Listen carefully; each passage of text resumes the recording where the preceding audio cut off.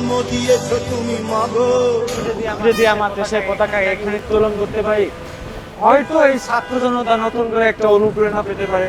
গুলি খাওয়া রিস্ক নিয়ে আমি এখানে উঠি, আর আমার লক্ষ্যটা তখনই সাকসেস হয়। আমার নাম মোহাম্মদ মোতাকিন ইসলাম, পল্টন থানা ছাত্র দলের সাথে সম্পৃক্ত। জুলাই গণ অভ্যুত্থান কারো একার সম্পদ না, ছাত্র দলের হয়ে বলছি, এটা কোনো দলেরও সম্পদ না, এটা হচ্ছে দেশের মানুষের সম্পদ, দেশের জনগণের সম্পদ। একজন রিক্সা চালক থেকে শুরু করে একজন শিশু এবং একজন মা, যে মা আমাদের জন্য আন্দোলনের সময় তাহাজ্জুদে কান্না করেছে, তাদের সবাই সম্পদ।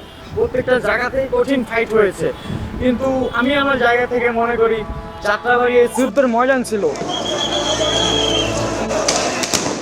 আমি একবারে ফ্রন্ট লাইনে ছিলাম যাত্রাবাড়ির সামনে, তখন ওখান থেকে আর কি যখন টিয়ারশেল মারে নাক মুখ আর কি জ্বালা পোড়া করছিল খুব। একটা আঙ্কেল টুথপেস্ট দেন, টুথপেস্টটা ফ্রিজে মেখে আমি এই স্পটটায় আসি।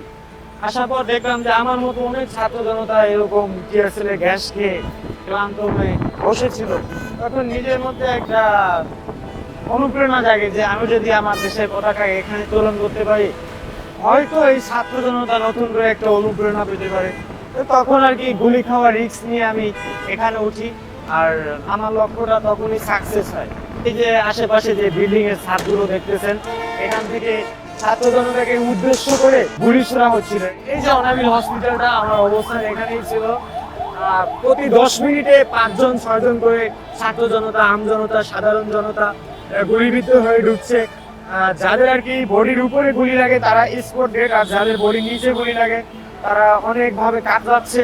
তাদেরকে নিয়ে সাধারণ আর কি একটা যে ট্রিটমেন্ট, মানে ব্লাড থামানো, এসব থামিয়ে আমরা ঢাকা মেডিকেলের দিকে মুভ করাতাম বা মিরপুরের দিকে মুভ করাতাম। আমি সর্বদা নিজেকে প্রস্তুত রাখছি আমার দেশের জন্য।